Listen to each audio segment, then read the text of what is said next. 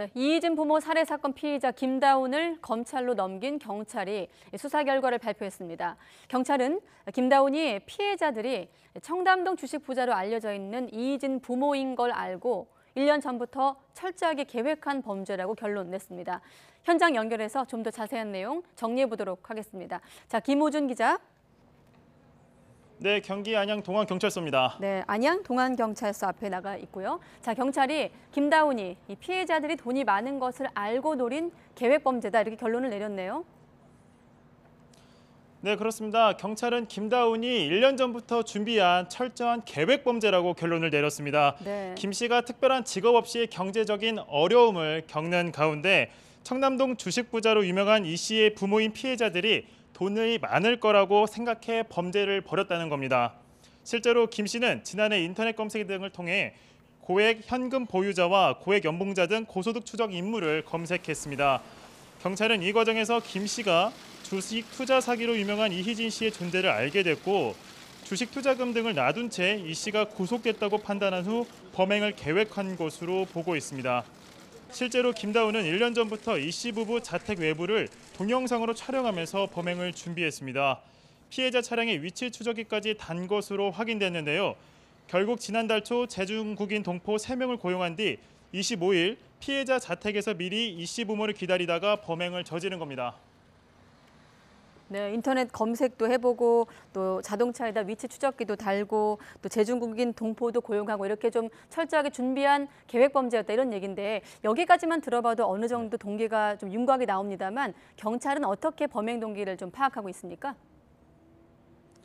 네, 애초에는 김다운이 요트 회사를 설립했고 네. 투자금 2천만 원을 이 씨 부부에게 전달했지만 그 투자금을 회수받지 못해서 범행을 네. 저지른 것으로 알려졌습니다.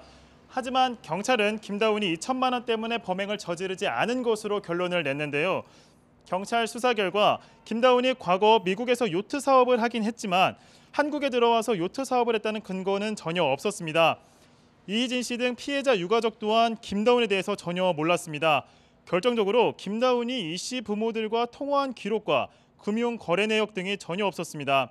결국 김 씨는 투자금 2천만 원 때문이 아니라 애초부터 피해자들이 부자일 거라고 생각한 뒤 1년 전부터 계획한 금품을 노린 범죄라는 게 경찰의 판단입니다.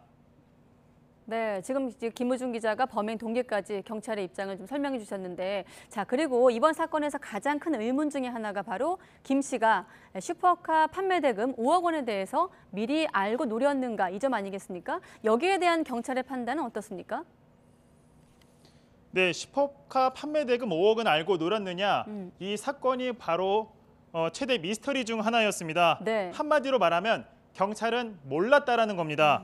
김 씨가 그러니까 김 씨 일당이 범행 당일 슈퍼카가 판매되는지 몰랐다고 경찰은 결론을 내렸습니다.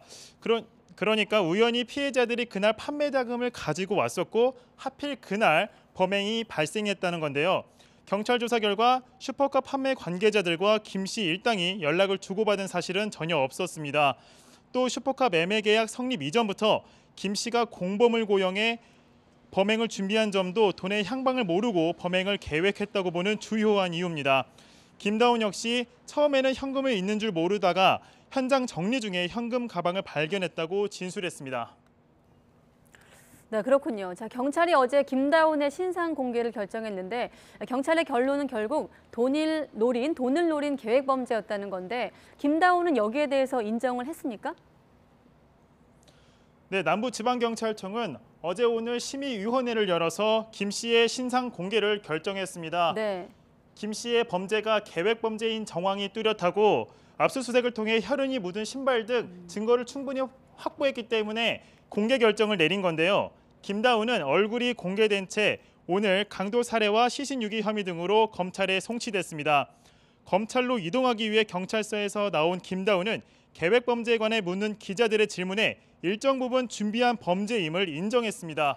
같이 한번 들어보시죠. 여전히 살해 혐의 부인하는 건가요? 예, 추가 범행 계획이 계획하신 건 맞는 건가요? 아닙니다. 경찰은 당초에 계획 범죄로 의심하고 있는데 여기에 대해서 어떻게 생각하시나요? 일정 부분 계획이 있었는데 제가 죽이진 않았습니다. 피해자들한테 한 말씀 해주시죠. 너무 죄송하고 제가 죄인들 받고 나겠습니다. 네, 지은 죄를 받고 나오겠다 이렇게 말을 했지만 김다운은 추가 범행 계획에 대해서는 부인을 했습니다. 여기에 대한 이 부분에 대한 수사 결과는 어땠습니까?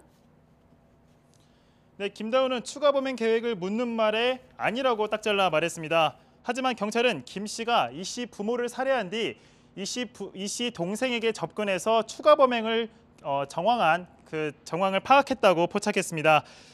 김다운은 이 씨 부모를 살해한 뒤 모친 행사를 한 이 씨 동생과 만났습니다. 김 씨는 범행을 사과하려고 이 씨와 식사를 했다고 말했지만 경찰 조사 결과 김 씨는 다수의 심부름 센터를 통해 납치 관련 문의를 한 것으로 드러났습니다. 경찰은 김 씨가 범행 당시 5억 원의 돈 가방에서 차량 매매 증서를 확인한 뒤 이 씨가 나머지 판매 대금을 갖고 있다고 보고 이 씨에게 접근한 것으로 결론 내렸습니다.